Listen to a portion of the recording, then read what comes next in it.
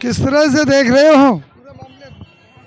वो तो सब जाने हैं, षड्यंत्र है, मायाजाल है और सरकार की तानाशाही है। जब हिंदू मुसलमान से पेट नहीं भरा, जब मुद्दों की राजनीति करने के राहुल गांधी संसद में पहुंचे, तब उनको लगा कि अब ये खतरे से खाली नहीं है। 24 का चुनाव एक अकेला राहुल गांधी हमें जीतने नहीं देगा और उन्हें ये चाल खेली। इस समाज का अपमान हुआ। आप बताइए कि इसके रमन सिंह राष्ट्रीय उपाध्यक्ष भाजपा जब भूपेश बघेल को छोटा आदमी, छोटे मन का आदमी बोलते हैं, क्या ये ओबीसी समाज का अपमान नहीं है? मजाक मत बनाइए भाजपा वालों, आप जातिवादी चुनाव जीतना चाहते हो और ये जनता बर्दाश्त नहीं करेगी। पूरा भारत देख रहा है कि तुम्हारी तानाशाही किस स्तर तक बढ़ चुकी है। इसका मुंह तोड़ जवाब 24 में दिया जाएगा। समाजवादी पार्टी के लोगों ने अपने नाम के आगे सूत्र लिखना शुरू कर दिया। बहुत जल्दी ही आपको ये जाति मुक्त भाई मुक्त समाज से मुक्ति मिलेगी। 24 में भाजपा का खात्मा होगा और उसके बाद देखिएगा कितने आदमी जेल जाएंगे। अभी कह रहे एक एक करके और भी केस खुलेंगे राहुल गांधी पे। मेरी बात सुनिए, मुकदमे तो और भी इन्होंने डाल रखे हैं, 2-3 मुकदमे और भी हैं, ठीक है। पर बात ये मुझे देखिए ना कि जिन मोदियों के लिए बोला हैं, जिन मोदियों के लिए बोला उन मोदियों को तो बुरा नहीं लगा, है ना? पूरे समाज की बात है। अरे जी समाज के मैं एक चीज़ बताइए, मैं अगर मुस्लिम समाज से आता हूँ कि मैं मुस्लिम समाज का ठेकेदार हो गया? पूरे समाज की विचारधारा को या पूरे समाज को मैं अकेला प्रेजेंट करता हूँ, या तो मुझे सही रहना है, समझ गए, और या फिर क्या कहते हैं पूरे समाज का मैं ठेकेदार नहीं हूँ, पूरे धर्म का मैं ठेकेदार नहीं हूँ, मैं अपनी विचारधारा को पेश कर सकता हूँ। तो ये जो काम, अब एक चीज़ बताइए कि जिस जज ने स्टे लिया था उस जज का ट्रांसफ़र होने के बाद में जब नए जज आते हैं, उस केस पे 1 साल तक स्टे था, 1 साल तक स्टे था ना। उसके बाद में नया जज इन्होंने तब्दील किया और तब्दील करने के बाद में वो तुरंत क्या कहते हैं संज्ञान में लेके आते हैं इस मामले को। और क्या कहते हैं, और संज्ञान में कैसे आता है? जब लंदन वाले मामले में, कैम्ब्रिज ब्रिज कॉलेज वाले मामले में राहुल जी क्या कहते हैं, जो बातें कहते हैं और सच्ची और इस देश की पुख्ता बातों को रखते हैं, उसके बाद में ये लोग बदनामी। एक मिनट रुक जाओ। प्रधानमंत्री जी का चिट्ठा सुनो। इस देश में पैदा हो गए। याद है आपको? अभी वीडियो में बोला है उन्होंने, उनकी वीडियो भी आ रही है कि हिंदुस्तान में पैदा होकर हमने पता नहीं कौन सा गुनाह कर दिया, कौन सा पाप कर दिया। वो चीज़ें नहीं है। संसद में खड़े होकर क्या कहते हैं, वो हमारी सम्माननीय चेयरपर्सन पता नहीं किस को क्या कहते हैं, इंदिरा जी को क्या कहते हैं, वो हैं, उन भाषा शैली को भूल गए। आपको विदेशी मीडिया का एक टाइटल, आपको आर्टिकल दिखा देता हूँ, उसमें साफ ये कहा गया है कि दिखने में तो प्रधानमंत्री जैसा, पर भाषा शैली में सड़क छाप लड़के जैसा। देखिए हम बताते हैं 9 कंट्री का नाम बताते हैं। दक्षिण कोरिया, दोहा, जर्मनी, ऑस्ट्रेलिया, लंदन में डॉक्टरों का अपमान, America, China, California, Canada.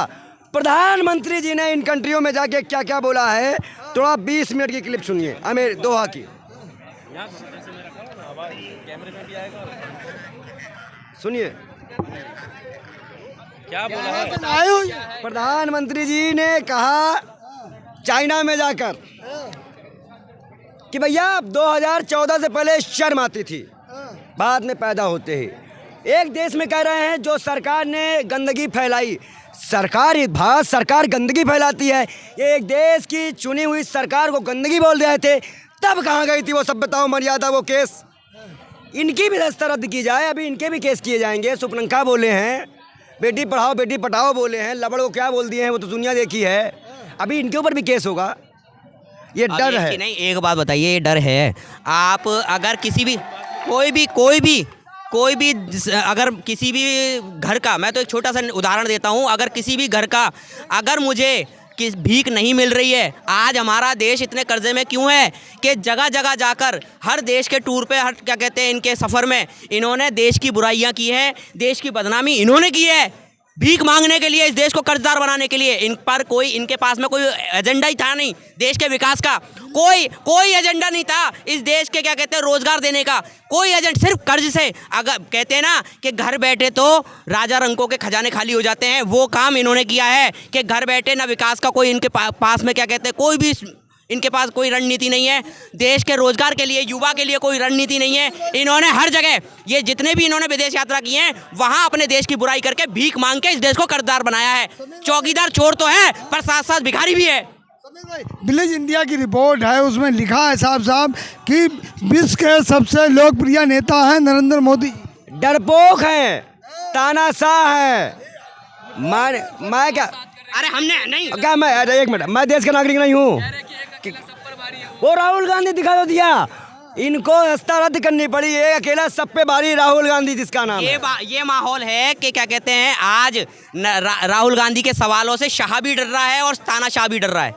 Shah भी डर रहा है और तानाशाह भी डर रहा है कि राहुल गांधी जी के एक अकेले के, कहता हूं ना, मैंने कहा था कि गौरी लंकेश के ऊपर, इस संघी अन्याय के खिलाफ गौरी लंकेश को मरवा दिया गया। किसानों ने जब आंदोलन करा, उनको क्या कहते हैं, खालिस्तानी पाकिस्तानी करके उनको क्या कहते हैं, थार से कुचलवा दिया गया। आज तक वो गृह मंत्री और उसका बेटा घर बाहर क्या कहते हैं, अब अपनी हवाएं काट रहे हैं। और उसके बाद में एक अकेला संसद के अंदर आवाज़ उठाने वाला राहुल गांधी, उसकी सदस्यता ले ली जाती है। किस लिए ली जा रही है? कि वो डर चुके हैं कि आने वाले 24 में राहुल गांधी वो माहौल इस देश को जागरूक कर देंगे, देश की जनता को जागरूक कर देंगे कि वो इस अंधविश्वास से, इस नफरत से, इस जातिवाद से, इस हर चीज़ से निकल के बाहर आएगी और सत्ता परिवर्तन होगा। जो दादी के साथ हुआ वही पोते के साथ हुआ। होने के बाद इतिहास गवाह है, फिर क्या हुआ? इस चीज़ को आप क्यों नहीं दिखाते कि जो दादी के साथ हुआ वो पोते के साथ हुआ? दादी के साथ होने के बाद फिर क्या हुआ, ये भी तो दिखाइए आप कि दादी के साथ होने के बाद सत्ता परिवर्तन हुआ। और वही ये जो काले अंग्रेजों के वंशज हैं, वो इस चीज़ से हटाए गए। बिल्कुल वही है, और डरे हुए हैं, डरपोक सरकार है। इसके आगे क्या ही बोला जाए।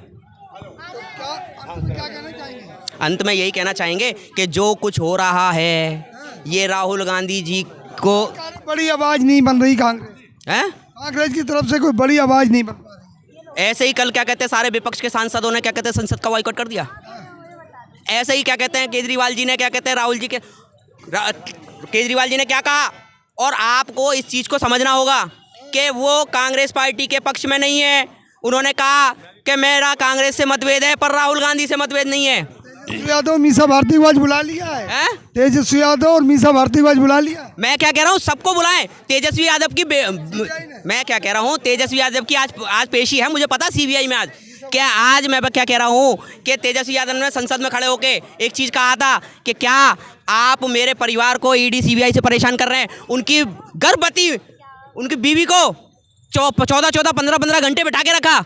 आज अगर तेजस्वी यादव उस सीबीआई और ईडी पे मानहानि का दावा कर दे तो क्या करेंगे नरेंद्र मोदी? आप एक गर्भवती महिला को 14 घंटे बिठा के रखते हैं। एक एक करके सब जाएंगे, एक एक करके सब साथ में आएंगे, एक एक करके जाएंगे नहीं, एक एक करके साथ में आएंगे और फिर इस सत्ता को गिराने का काम करेंगे।